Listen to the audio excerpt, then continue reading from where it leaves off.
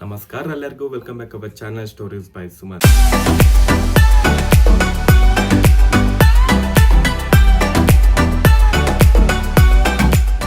ಹೌದು, ನಾನು ಇವತ್ತು ನಿಮಗೆ ಒಂದು ಸುಂದರವಾದ ಸ್ಥಳಕ್ಕೆ ವಿಸಿಟ್ ಮಾಡ್ತಾ ಇದ್ದೀನಿ. ಬೇರೆ ಯಾವುದೂ ಅಲ್ಲ, ಪುಷ್ಪಗಿರಿ ಬೆಟ್ಟ. ಈ ಬೆಟ್ಟ ನಮ್ಮ ಹಾಸನದಿಂದ 32 ಕಿಲೋಮೀಟರ್ ಆಗುವಂಥದ್ದು ಹಾಗೂ ಹಳೆಬೀಡಿಯಿಂದ 7 ಕಿಲೋಮೀಟರ್ ಆಗುವಂಥದ್ದು. ನೀವೇನಾದ್ರು ಹಳೆಬೀಡಿಗೆ ಏನಾದ್ರು ವಿಸಿಟ್ ಮಾಡ್ತಾ ಇದ್ರೆ ಆರಾಮಾಗಿ ಪುಷ್ಪಗಿರಿ ಬೆಟ್ಟಗೆ ವಿಸಿಟ್ ಮಾಡುವಂಥದ್ದು. ಸೊ ಇಲ್ಲಿ ಯಾವುದೇ ರೀತಿ ಪಬ್ಲಿಕ್ ಟ್ರಾನ್ಸ್ಪೋರ್ಟ್ ಇಲ್ಲ, ಬಟ್ ನಿಮ್ಗೆ ಹಳೆಬೀಡಲ್ಲಿ ಆಟೋ ರಿಕ್ಷಾ ಸಿಗುವಂಥದ್ದು. ಆಟೋ ರಿಕ್ಷಾದಲ್ಲಿ ಕೇವಲ ನಿಮ್ಗೆ ಒಂದು ಪ್ಯಾಸೆಂಜರ್ ಲೆಕ್ಕದಲ್ಲಿ ನಿಮ್ಗೆ 10 ರಿಂದ 15 ರೂಪಾಯಿ ಕೇಳುವಂಥದ್ದು ಅಷ್ಟೇ. ಇಲ್ಲಿ ಬೆಟ್ಟ ತುಂಬಾನೇ ಒಂದು ಪ್ರಸಿದ್ಧವಾದ ಸ್ಥಳ ಅಂತಾನೆ ಹೇಳ್ಬೋದು. ವಿಶ್ರಾಂತಿಯಾಗಿದೆ, ತುಂಬಾನೇ ಗ್ರೀನರಿ ನಿಮ್ಗೆ ಕಾಣುವಂಥದ್ದು. ಸೊ ಇವಾಗ ದೇವಸ್ಥಾನ ಅಲ್ಲದೆ ಈಗ ಮಠ ಸಹ ಆಗಿದೆ. ತುಂಬಾನೇ ಅದ್ಭುತವಾಗಿ ಇರುವಂತದ್ದು. ಒಂದ್ಸತಿ ವಿಸಿಟ್ ಮಾಡಿ ಅಂತ ಕೇಳ್ಕೊತೀನಿ. ತಡ ಮಾಡೋದ್ ಬೇಡ, ಅಲ್ಲಿ ಹೋದ್ಮೇಲೆ ನಿಮ್ಗೆ ಕಂಪ್ಲೀಟ್ ಇನ್ಫಾರ್ಮೇಶನ್ಗೆ ತಿಳಿಸ್ಕೊಡ್ತೀನಿ. ಅಲ್ಲಿವರೆಗೂ ಟೈಮ್ ಲ್ಯಾಪ್ಸ್ ನ ಎಂಜಾಯ್ ಮಾಡಿ ಅಂತ ಹೇಳ್ತಾ ನಾನು ಮತ್ತೆ ಸಿಗ್ತೀನಿ ಅಲ್ಲಿ ಹೋದಾದ್ಮೇಲೆ.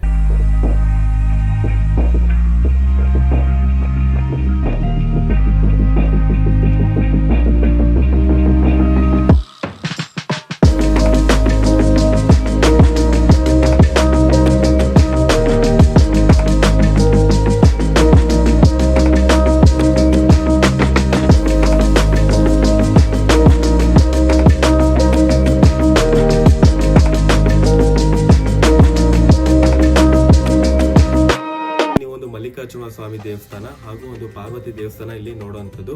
ಸೊ ಮಲ್ಲಿಕಾರ್ಜುನ ಸ್ವಾಮಿ ದೇವಸ್ಥಾನ ಯಾವ ರೀತಿ ಬಂತು ಅಂದ್ರೆ, ಹೊಯ್ಸಳ ಕಾಲದಲ್ಲಿ ಒಂದು ಮಲ್ಲಿಕಾರ್ಜುನ ಸ್ವಾಮಿನ ಒಂದು ಶಿವನೇ ಆರಾಧನೆ ತರ ಒಂದು ಪೂಜಿಸಿ ಆ ಸಮಯದಲ್ಲಿ ಹೊಯ್ಸಳರು ಡಿಸೈಡ್ ಮಾಡ್ತಾರೆ ಇಲ್ಲಿ ದೇವಸ್ಥಾನ ಕಟ್ಟಬೇಕು ಅಂತ.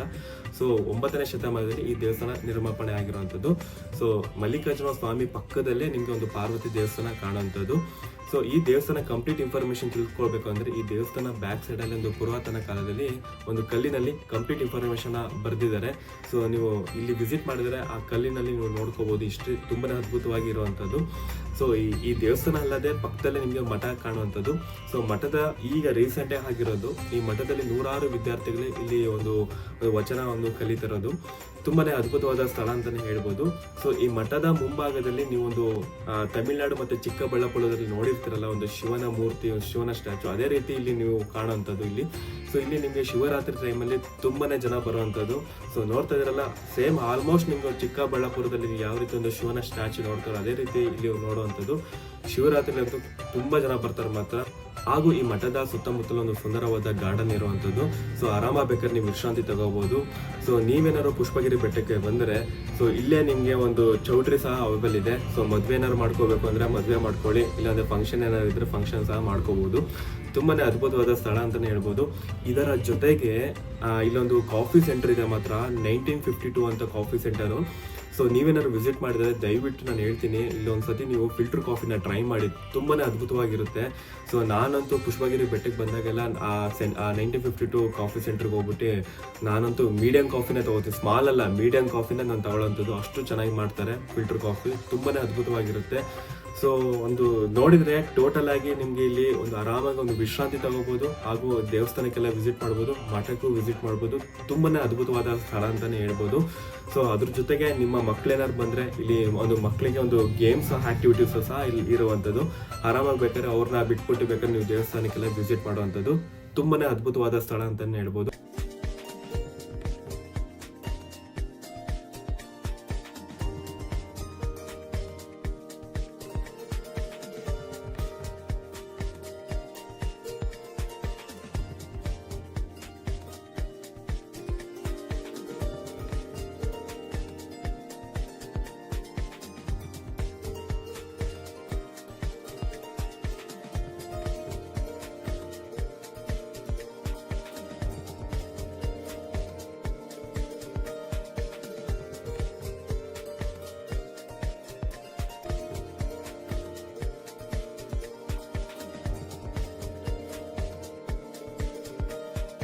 ಹಾಗೂ ಈ ಸ್ಥಳಕ್ಕೆ ಬರುವ ಭಕ್ತರಿಗೆ ಬೆಳಗಿನ ಜಾವ ತಿಂಡಿ ಮತ್ತೆ ಮಧ್ಯಾಹ್ನ ಊಟ ಸೇವೆ ಇಲ್ಲಿ ಇರುವಂತದ್ದು. ಪ್ರತಿ ವರ್ಷ ಇಲ್ಲಿ ನಿಮ್ಗೆ ರಥೋತ್ಸವ ಆಗುವಂತದ್ದು.